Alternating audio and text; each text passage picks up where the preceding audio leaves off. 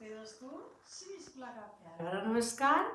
तो आज मैं आप लोगों को बहुत ही सुंदर चटपट माता की कहानी सुनाने जा रही हूँ और आप लोग पूरी कहानी सुनिएगा। और अगर पसंद आए तो लाइक कमेंट शेयर करिएगा और कहानी को आगे बढ़ाते रहिएगा और आप लोग पूरी कहानी सुनिएगा, तभी समझ में आती है और उसका फल भी मिलता है।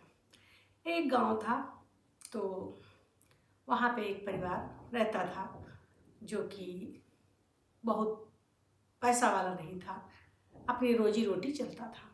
तो उस परिवार में 3 बेटे थे और एक माँ बाप थे, 5 लोग रहते थे। तो ये कहानी मतलब है कि लकड़हारा वो जो रहता था, वो घर का मुखिया लकड़हारा था।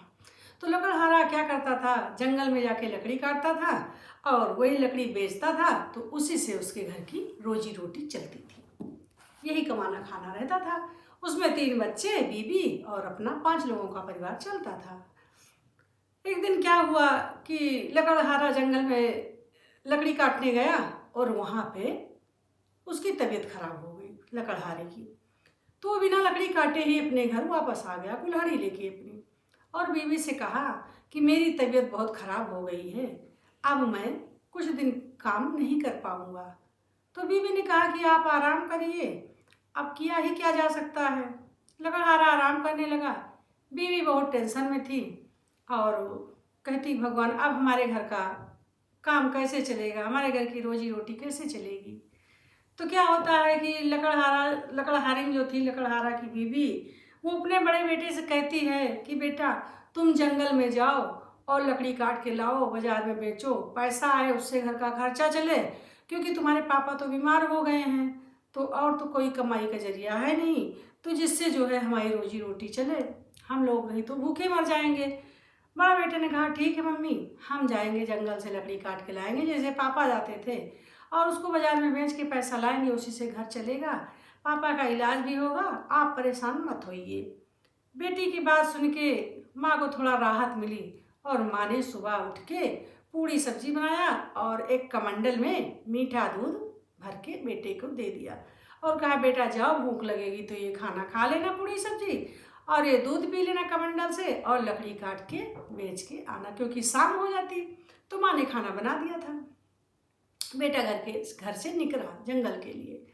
जंगल में जाके पहुंचा लकड़ी काटने के लिए, तो वहाँ पे देखा कि एक बूढ़ी माँ आई और कहने लगी कि बेटा हमको बहुत भूख लगी है, हम भूख के मारे सूख के कांटा हो गए हैं, तुम जो ये खाना लेके आए हो ये हमको खिला दो, और ये जो दूध मीठा रखे हो कमंडल में ये पिला दो, तो मेरी भूख शांत हो जाएगी। लकड़हारा का बेटा बहुत तेज से गुस्सा आया। उसने कहा मेरी माँ ने खाना मेरे लिए बना के दिया है कि तुम्हारे लिए दिया है, तो मेरी रिश्तेदार लगती हो, कौन लगती है जो मैं तुमको दे दूँ, क्यों दे दूँ, तुम भूखी रहो या मर जाओ, मुझे क्या करना है। लकड़हारे के बेटे ने ऐसे कहा और वो बूढ़ी माँ वहीं पे बैठी रही और लकड़हारे का बेटा आगे बढ़ गया तो वो पेड़ पे चढ़ा, लकड़ी काट ही रहा था कि उसके हाथ में बहुत तेज से कुल्हाड़ी लग गई। अब कुल्हाड़ी लग गई तो खून खूब बहने लगा। अब वहाँ जंगल में कोई मदद करने वाला नहीं था। वो नीचे उतरा, अपने गट्ठर उट्ठर लिया, झोला लिया और सीधा घर वापस आ गया। घर आया तो उसने माँ से कहा कि माँ मेरे हाथ में बहुत ज़्यादा चोट लग गई है और मैं लकड़ी नहीं काट पाया। माँ बहुत परेशान हुई, बोली पापा तो तुम्हारे बीमार ही थे, बेटा तुम भी बीमार हो गए, क्या होगा, अब कैसे क्या होगा, कैसे घर का खर्च चलेगा।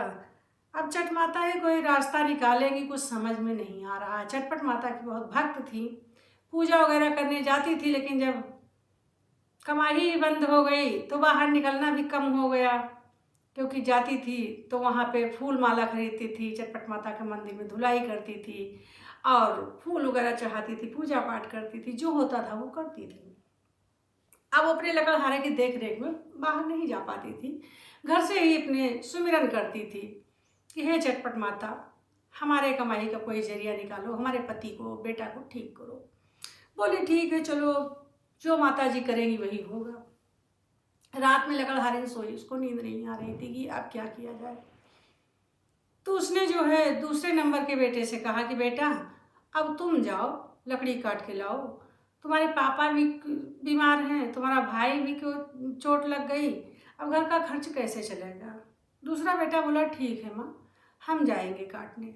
माँ उठी, सुबह पूड़ी सब्जी बनाई, कमंडल में मीठा दूध भर के दिया उसको कि बेटा जाओ, भूख लगे थी जंगल में खा लेना, और लकड़ी काट के बाजार से बेच के तब जो पैसा मिलेगा लेके आना, तो इन दोनों लोगों की दवाई होगी, बाकी घर की रोजी रोटी चलेगी।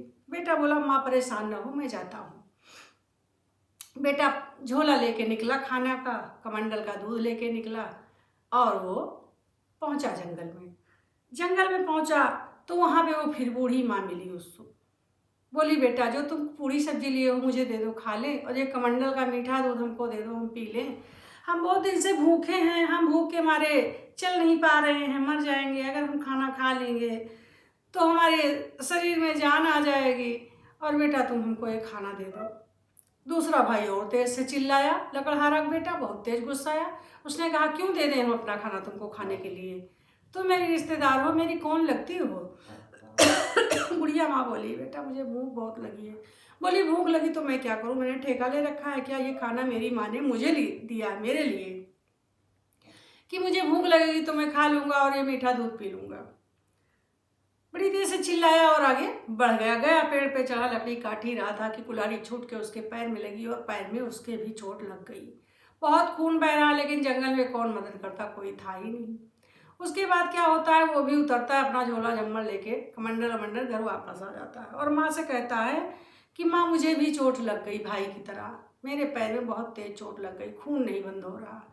माँ ने कहा चलो बेटा भगवान इस समय रूठे हैं, तुमको भी चोट लग गई तो चलो ठीक है देखते हैं। तो फिर वो 3 लोग तो बीमार हो गए। तो उसने कहा कि अब क्या हो, रात में नींद नहीं आ रही थी, करवट बदल रही थी माँ। उसका बचा छोटा बेटा। छोटा बेटा जो था वो बहुत काला था, दुबला पतला था, तो उसके साथ अच्छा व्यवहार नहीं हो रहा था। सबको खाना अच्छा खासा मिलता था, लेकिन उसको खाना अच्छा नहीं मिलता था, रूखा सूखा मिलता था। तो उसने कहा सुबह माँ की पीड़ा उससे देखी नहीं गई, माँ भी दुर्भाव करती थी, छोटे बेटे को नहीं मानती थी, कहानी में ऐसा कहा गया है, बाकी माँ तो माँ होती है। तो माँ नहीं मानती थी, तो वो सुबह उठा और बोला माँ मैं लकड़ी काटने जाऊँगा जंगल, आज मैं जाऊँगा। माँ ने कहा तू क्या जाएगा, काला कलूटा, शरीर में जान तो है नहीं, लकड़ी काटने जाएगा, और जो है ताकत है तुम्हारे शरीर में, वो सब दूध पीते थे, सब चीज़ अच्छे अच्छे खाते थे, तुमके अंदर तू पानी पीता है, तेरे अंदर ताकत नहीं है, सुखंटा सा है, लकड़ी काटने जाएगा। बड़ी तेज माँ ने डांटा उसको। उसने कहा कुछ भी है माँ मैं जाऊँगा, तुम मेरे लिए खाना बनाओ बस। कहा ठीक है, जब तुम नहीं मान रहे हो तो जाओ, ठीक है चलो तैयारी मैं कर देती हूँ। माता ने रूखी सूखी रोटी बनाई और कमंडल में पानी भर दिया और उसको झोला में करके दे दिया। कहा जाओ काट के लाओ, देखते हैं कितना तीर मार के आओगे तुम। बेटा चला, जैसे जंगल में पहुंचा तो उसको वही बूढ़ी माँ फिर मिली जो दोनों भाई को मिली थी। बूढ़ी माँ ने कहा बेटा मुझे भूख बहुत लगी है, तुम जो ये खाना लाए हो ये मुझे दे दो, खा ले हम, और जो कमंडल में पानी रखे हो मुझे पिला दो, मुझे बहुत भूख लगी, बहुत प्यास लगी है, मुझे भूख के मारे मरे जा रहे हैं, हम सूख के काटा हो गए, बहुत दिनों से मुझे खाना नहीं मिला है। लड़के ने कहा माता जी रुकिए आप। उसने अपना झोला उतारा और झोला खोला। झोला खोल के देखा तो उसमें तरह तरह के खाना रखे थे, खीर पूड़ी हलवा सब रखा था, कमंडल में मीठा सा दूध रखा था। उसने कहा माँ जी आप लीजिए इसको खाइए। माता जी के आगे बढ़ाया और माता जी ने खूब पेट भर के खाना खा लिया, जो था उसमें पकवान खा लिया और कमंडल का मीठा दूध पी लिया।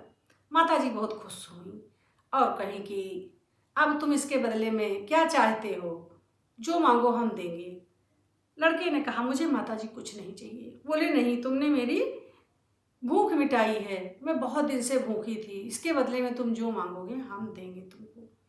उसने कहा कि नहीं माता जी मुझे कुछ नहीं चाहिए, मैं जा रहा हूँ जंगल में लकड़ी काटने, उसी में थोड़ी मेरी मदद कर देना। उसने कहा ठीक है। बोली जंगल में लकड़ी काटने तुम तब जाना जब हम चले जाएंगे तब। बोला ठीक है माता जी। माता जी ने कहा जब तुम वहाँ जंगल में पेड़ काटोगे तो वहाँ तुमको कुछ अनोखी चीज़ मिलेगी जिसको तुमने कभी देखा नहीं होगा, तो उसको तुम अपने पास रख लेना और बाजार में बेच के उससे तुम्हें पैसा मिल जाएगा, तो अपने घर का खर्च चलाना। लड़के ने कहा ठीक है। माता जी वहाँ से अंतर ध्यान हो गई, चली गई। उसके बाद में क्या हुआ, लड़का गया पेड़ पे काटने लगा और जैसे उसमें से गिरा तो एक उसमें गड्ढा था, पेड़ के अंदर खोड़ था, उसी में एक सोने की चिड़िया दिखी, चम चम चम चम चमक रही थी।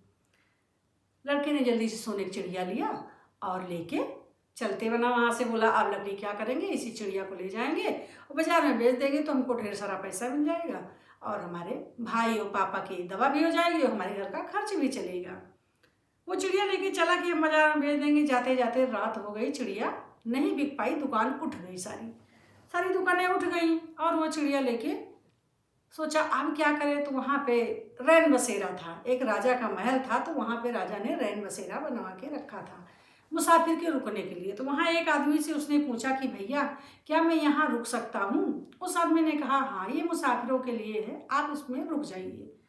उसने कमरा खोल दिया और वो लकड़हारा का बेटा वहीं पे जाके अपना सारा सामान लेट गया, सो गया। वो चिड़िया निकाल के वहीं पर रख दिया। चिड़िया चमचम चमचम चमक रही थी। राजा की 3 बेटी थी जिसकी मुसाफिर खाना में वो लकड़हारा का बेटा रुका था।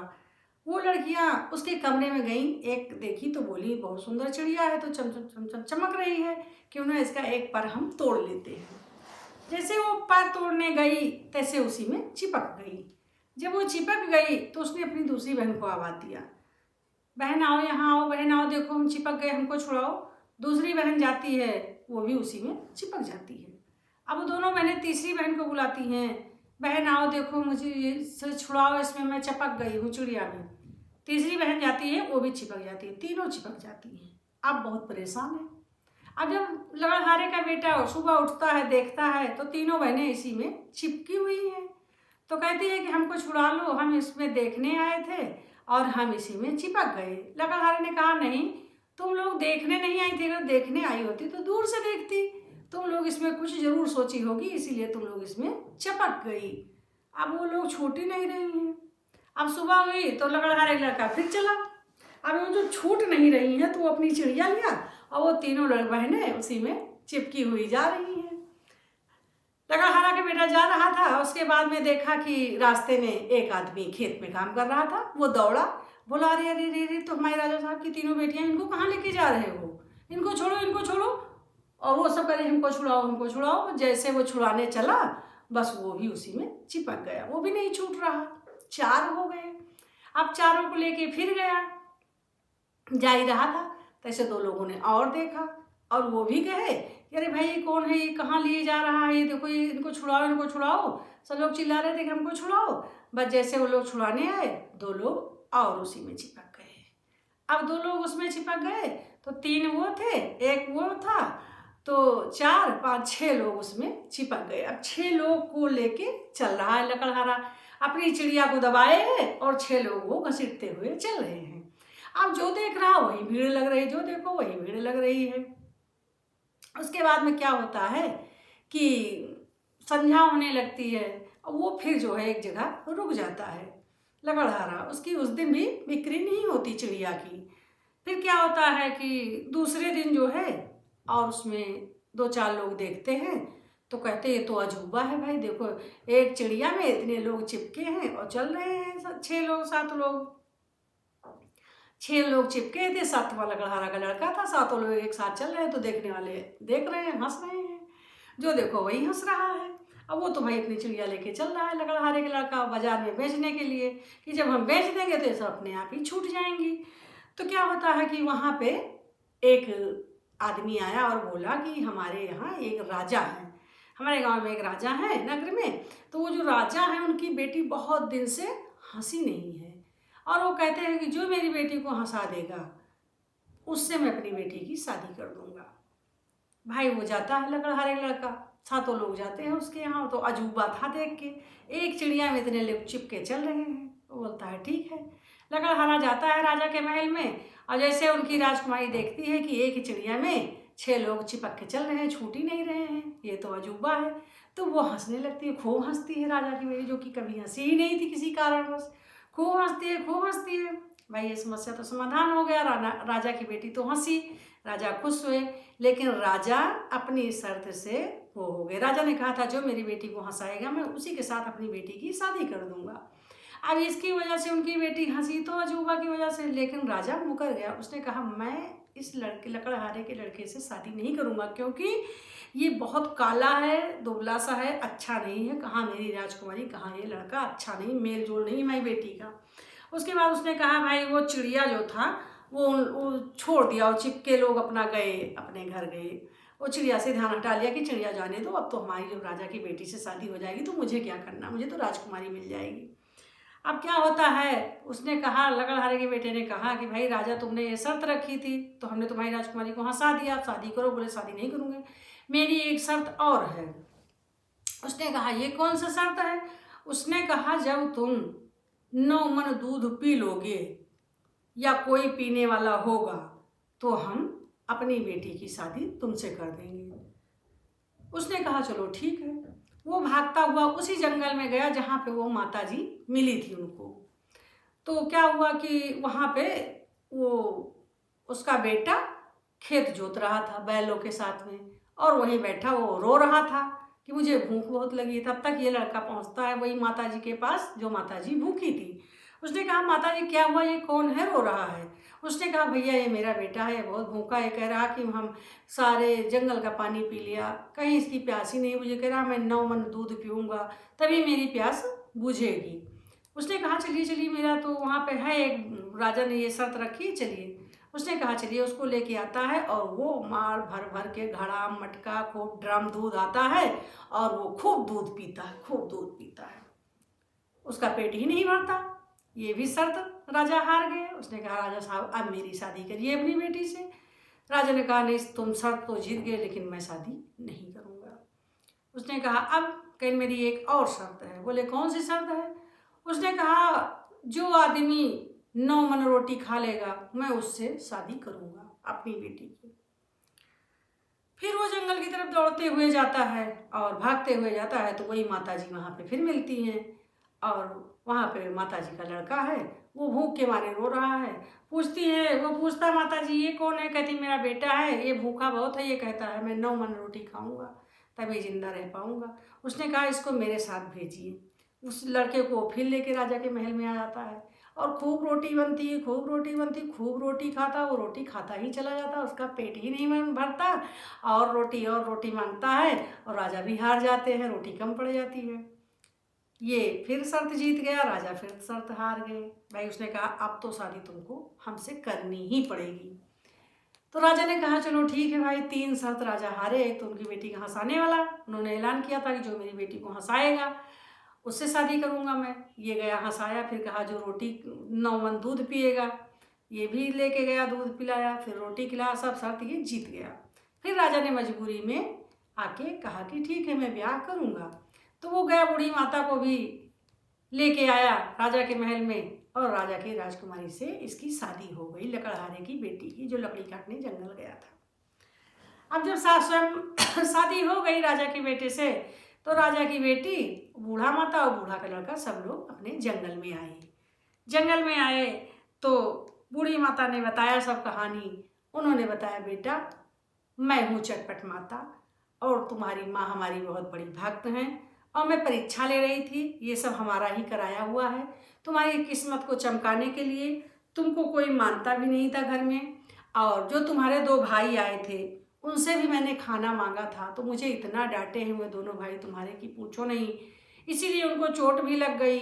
और तुमसे मांगा तो तुम्हारे पास जो था तुमने फट से कहा कि माता जी खाइए, एक शब्द तुमने नहीं कहा। तुम्हारे अंदर दया भाव देख के हमने कहा कि तुम्हारा अब मैं तकदीर ही चमका दूँगी, किस्मत ही बदल दूँगी। तो ये सब खेल हमने रचा है, और अब तुम जाओ अपने घर पे, सब लोग ठीक हो जाएंगे तुम्हारे घर में, तुम्हारे पापा भी भाई भी सब लोग अच्छे से रहेंगे। और वहाँ पे जाना तो अपनी माँ से कहना कि चटपट माता की पूजा जरूर कराएंगी। तो जब वो राजकुमारी को लेके घर पे जाता है तो उसकी माँ पूछती है कि बेटा ये कौन है, किसको लेके आए हो इतनी सुंदर लड़की? तो वो कहता है मेरी बीबी है। तो कहती तुम्हारी बीबी, तुम इतने काले कलूटे सुखंटे से तुम्हारी इतनी बीबी कैसे मिल जाएगी? तो पूरी कहानी अपनी माँ को बताता है कि ऐसी ऐसी बात थी, वहाँ चटपट माता मिली थी, तो चटपट माता के आशीर्वाद से ऐसे ऐसे हुआ है। अब भाई राजा की बेटी से शादी हुई थी तो राजा का पूरा राज्य उसको मिल गया था, तब तो राजा ही बन गया था। तो वहाँ गए भाई, फिर चटपट माता की पूजा कराई उसकी माँ ने, और बहुत मान सम्मान के साथ इस बेटे की प्रशंसा होने लगी और सबको इसको मानने जाने लगा, क्योंकि बहुत बड़ा राजा बन गया था ये। तो उसके बाद में पूजा हुई, सब लोग रहने लगे।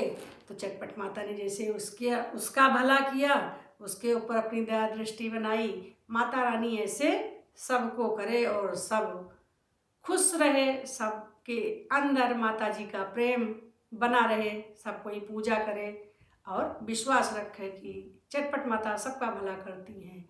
तो एक बार प्रेम से बोलो चटपट माता की जय।